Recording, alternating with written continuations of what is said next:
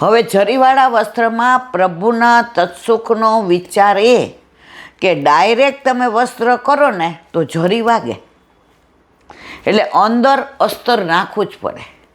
અને અસ્તરે પાછું એ જમાનામાં, અત્યારે તો આપણે કોટનનું નાખીએ છીએ, સાટીનનું પતલું આવતું એ નાખે. એટલે એણે તો વસ્ત્ર કર્યું. શ્રીજી બાવા હતા, મને એમ છે. રેશમી દોરો, કોટન તો ઠાકોરજીને વાગે, પછી ગાંઠ ન મારે, ગાંઠ મારે ને એ ગાંઠ પાછી પ્રભુને વાગે. તો આટલા તત્સુખનો વિચાર. એટલે મારી બાને એનું કંઈક કામ હશે એટલે ગયા.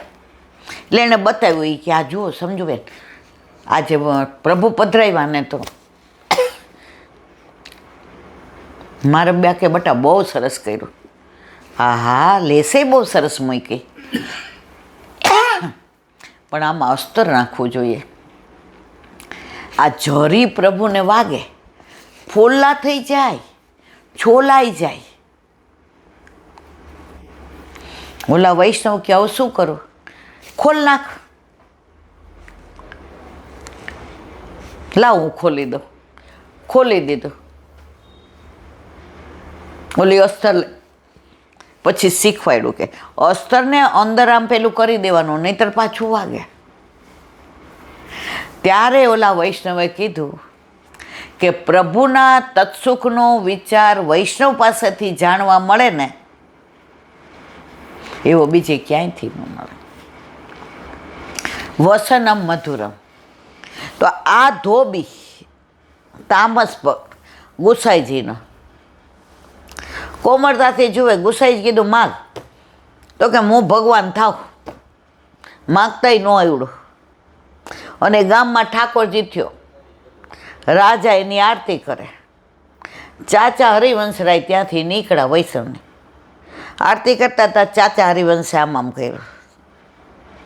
એ કે આ થોડો ભગવાન છે, આ તો આમાં શ્રીજી બાવાનું ધોબી છે. મનમાં કીધું. રાજા જોઈ ગયો.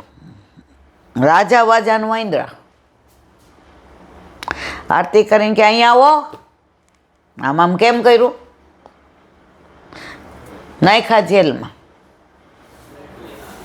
ઓલાને કે જો આ જે ધોબી ઠાકોરજી બન્યા એના દર્શન કર્યા, અન્યાશ્રય આવ્યા ને જેલમાં. હવે આગળ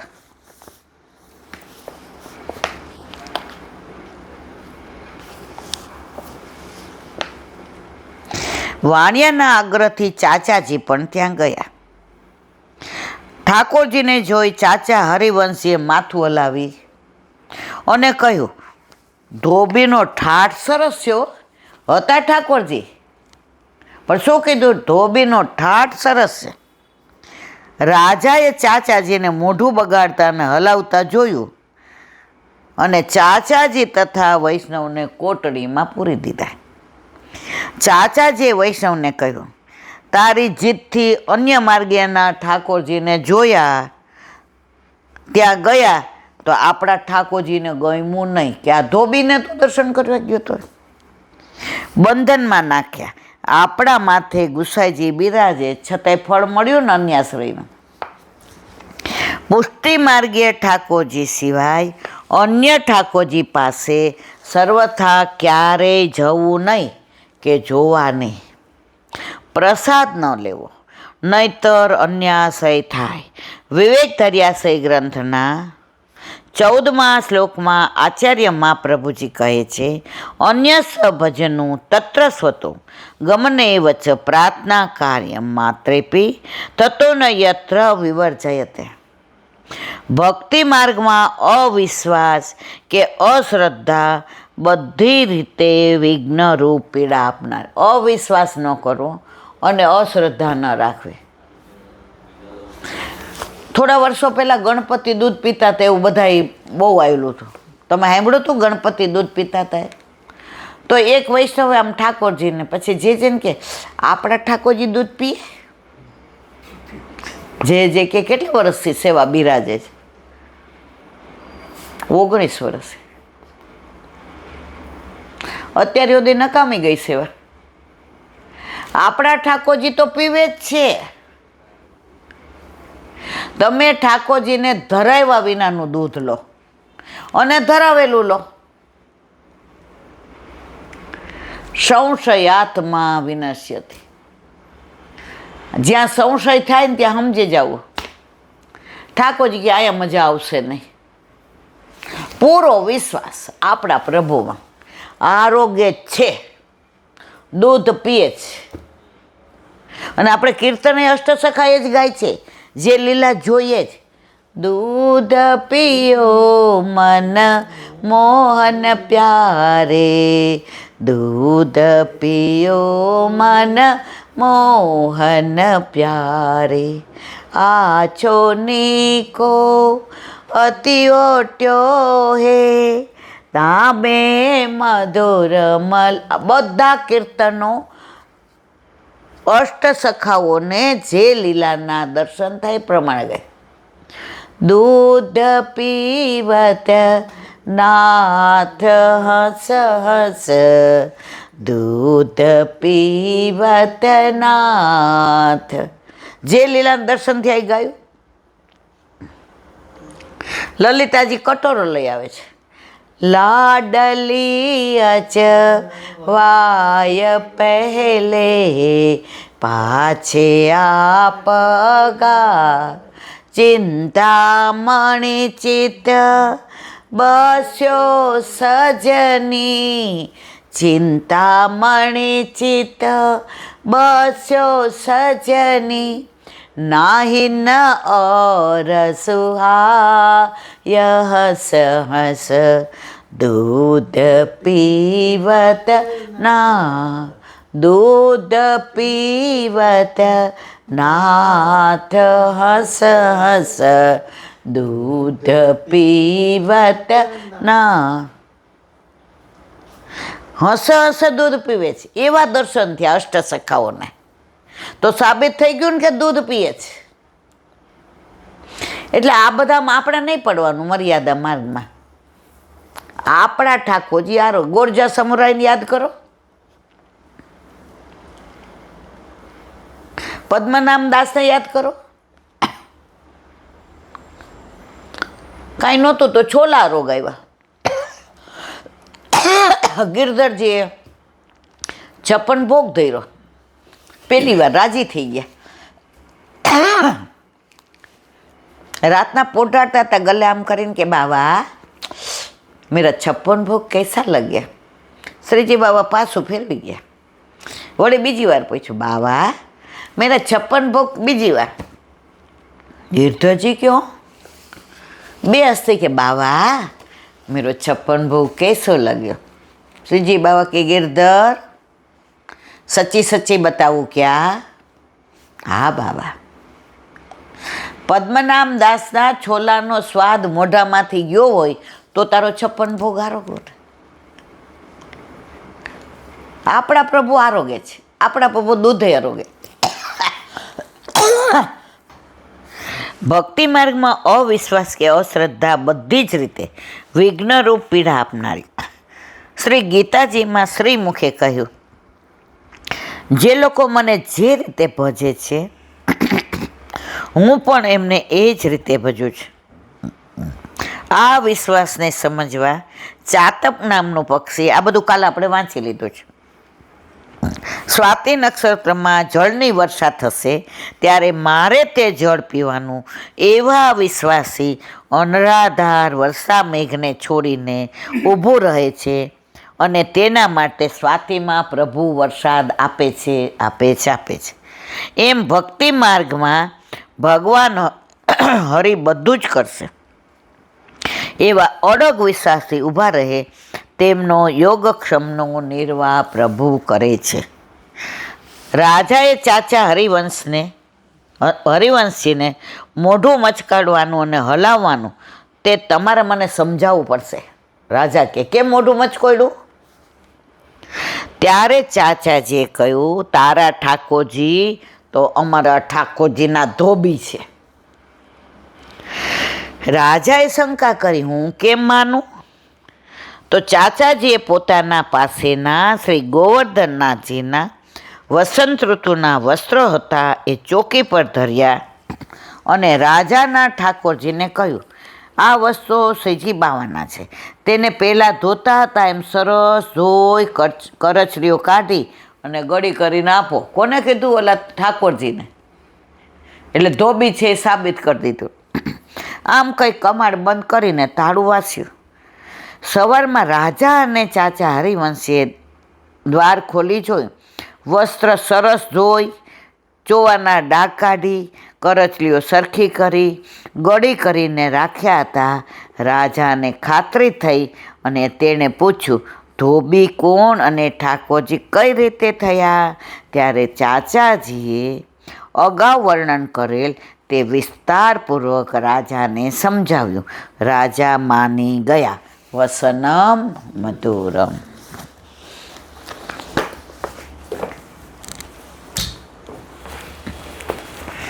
દયારામભાઈના ચંદ્રાવળા. ચંદ્રાવળું 37.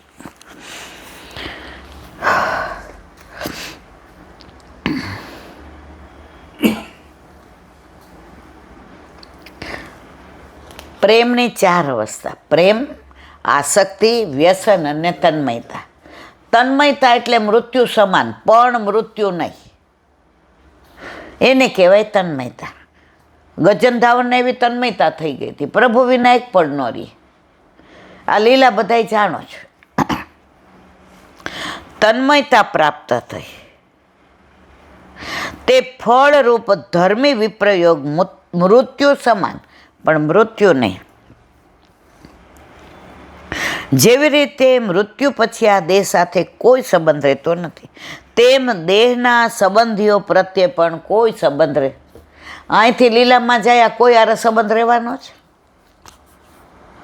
આ કોઈ હગાવાલા? આજે આપણે આ બે પતિ પત્ની વર્ષોથી 50 વર્ષથી રહીએ છીએ હારે. આજે હું જાઉં પછી કોઈ મારો ને તમારો સંબંધ ખરો? ફોટામાં જોવાનું, રાજી થવાનું, ગયા ગયા એટલે ગયા.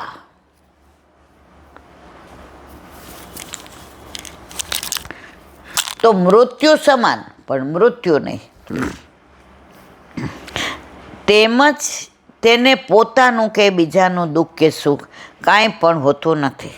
તેવી રીતે તન્મયતા પ્રાપ્ત થતાં તે કેવળ પ્રભુમાં જ લીન થવું, પ્રભુ સિવાય અન્ય જ્ઞાનથી રહિત, તે ધર્મી વિપ્રયોગ સાક્ષાત્કાર સમાન છે. કવિશ્રીએ ચંદ્રાવલામાં પુષ્ટિ ભક્તિનું ઊંડું રહસ્ય સમજાવ્યું છે કે પુષ્ટિ શું છે, તન્મયતા કોને કહેવાય. આ દશાને પુષ્ટિ ભક્ત પ્રાપ્ત કરી શકે છે, આ બતાવવાનો મર્મ છે. રાસમાં અંતર ધ્યાન પછી પ્રભુ ગોપીજનો વચ્ચે જ પ્રગટ થયા. ત્યારે ગોપીજનોએ પૂછ્યું કે પ્રભુ, અમને છોડીને તમે ગયા. તેના જવાબમાં પ્રભુએ કહ્યું, હું તમારાથી દૂર ગયો જ નથી. જો હું તમારાથી દૂર જાત તો તમારા દેહમાં પ્રાણ ટકી શકત નહીં. મેં મારું બહારી રૂપ બતાવવાનું બંધ કર્યું અને તમારા હૃદયમાં બિરાજી તમારા દેહની રક્ષા. અંતર ધ્યાન ન થયા, ધ્યાનમાં અંતર આવ્યું, અંદર બિરાજી ગયા એટલે તો તરત પ્રગટ થયા. વિરહ થયો તો ક્યાં પ્રગટ થયા? યમુનાજી પાસે. બધે ફર્યા, આસોપાલવ ને કંદ ને કેતકી ને પીપળો ને તુલસી ને પૃથ્વી, બધે ક્યાંય મેળ ન પડ્યો. યમુનાજી પાસે આવીને રુદન કર્યું, યમુનાજીથી સહન ન થયું. અને જ્યારે વીર પરાકાષ્ઠાએ પહોંચ્યો ત્યારે અંતર ધ્યાન થયેલા પ્રભુ અંતરમાંથી બહાર પ્રગટ થયા.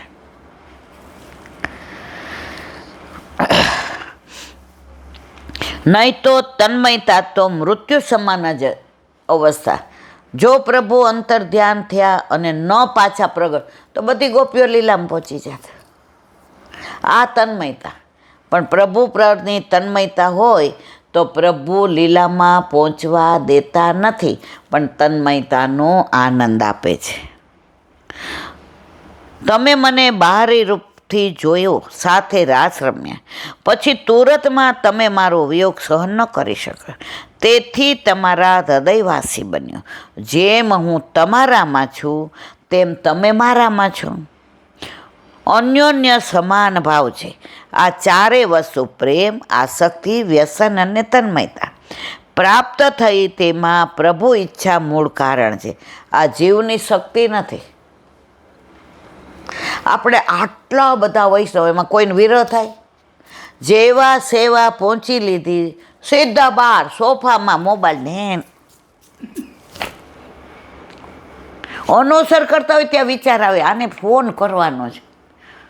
જો દેહથી ત્યાં ચરણ ચાપીએ છે, પણ મન ક્યાં આવી ગયું? તો આપણને વિરહ નથી. વિરહ ગોપીઓને હતો. પલકાંતર વિરહ, વનાંતર વિરહ, દેશાંતર વિરહ, પ્રત્યક્ષ વિરહ. આપણને એકે વિરહ નહીં. જેવું પહોંચી લીધું પછી સીધું સવારે બીજે દિવસે. છોકરાઓ સ્કૂલેથી આવે ને એટલે બેગ મૂકે, જમીને પછી જુએ કયા વિષયમાં કયું લેસન છે, નહીંતર બીજે દી પનિશમેન્ટ મળે. આપણે તો એ તાળા મંગળ કરીને જે ટેરો કર્યો એ બેગ મૂકી દીધી, જોવાનું જ નહીં. વળી ક્યાંક છેડો પકડે તો એક વૈષ્ણવ કહેતા હતા, એ કે આ ઠાકોરજી આપણે થાળ ધરાવીએ ને બધું આરોગી જતા હોય તો આપણે ધરાવીએ આટલું બધું? પ્રભુને આપણી બધી ખબર છે.